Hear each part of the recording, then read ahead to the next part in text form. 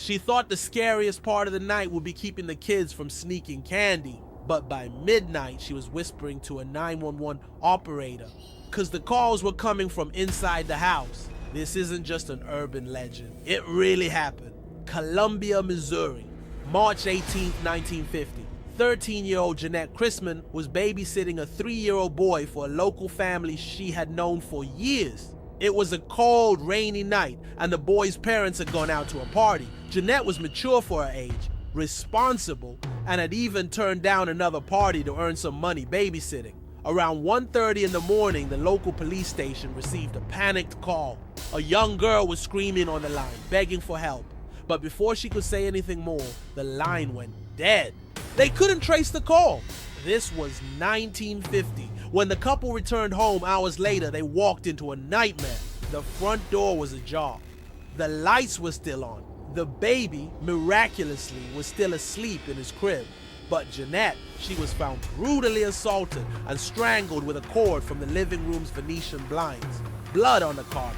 A broken window at the back of the house. It was a scene straight out of a horror film.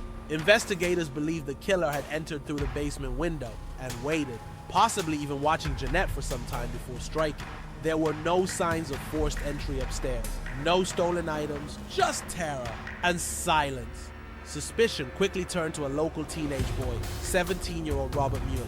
He was known to have a strange fascination with Janett. He failed a polygraph test. He even made odd comments about the murder to friends. But despite the red flags, there was no physical evidence tying him to the crime. No one was charged. Janett's murder became one of Missouri's most haunting cold cases. Years passed, then decades, but something strange started happening. A series of murders, eerily similar to Janett's, were uncovered in neighboring states. Same method, same type of victim, same horrifying details. Each time, the attacker vanished without a trace. Then came the twist. Robert Mueller, the same boy police suspected in Janett's murder, was arrested in another state for an attempted assault on a young girl. His method, almost identical to what had happened to Janett Christman. It was the break investigators had waited decades for, but it was too late. The full truth? Still buried. Some believe he was responsible for multiple murders.